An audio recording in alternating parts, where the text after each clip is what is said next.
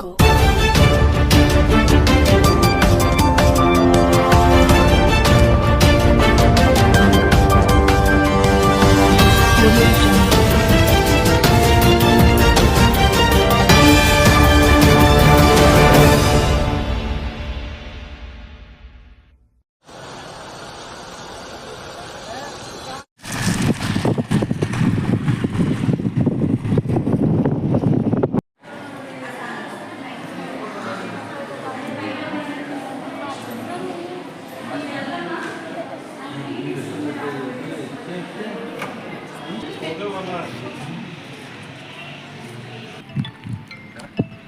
లేదా మనం చూపించుకోవడం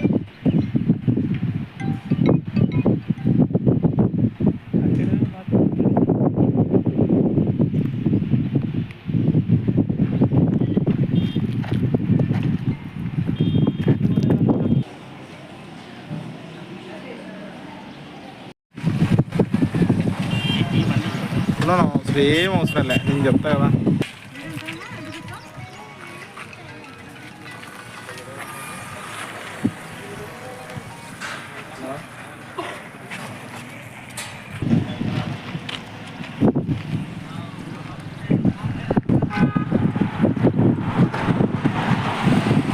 ఉన్నది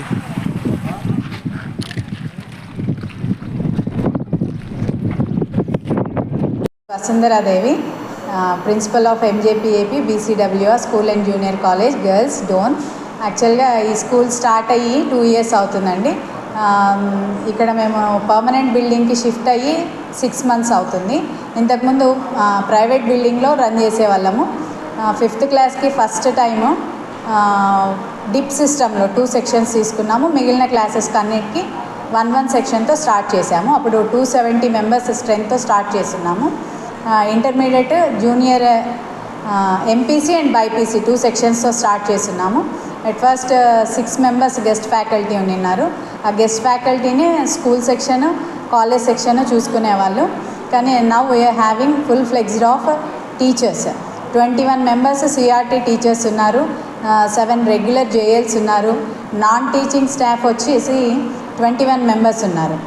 వంట కుకింగ్ సెక్షన్కి 8 members, sanitary assistants 4 members, office section వచ్చి ఒక 4 members, ల్యాబ్ అటెండర్స్ 2 ఉన్నారు, ఇంకా వాచ్మెన్స్ 3 ఉన్నారు.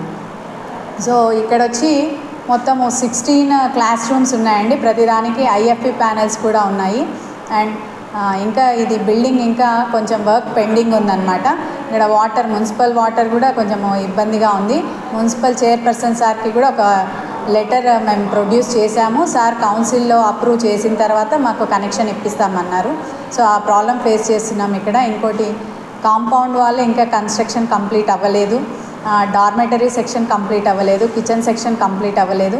మేము మేడం వాళ్ళని కూడా ఎమ్మెల్యే సార్ని మేడంని కలిసాము. వాళ్ళకు ఒక రిప్రజెంటేషన్ ఇచ్చాము. వాళ్ళు వర్క్ కూడా త్వరగా కంప్లీట్ అయ్యేటట్టు చూస్తామని చెప్పారు. యాక్చువల్గా 6th, 7th, 8th, 9th క్లాసెస్కి, ఇంటర్మీడియట్కి ప్రెషర్ ఎక్కువ ఉందన్నమాట.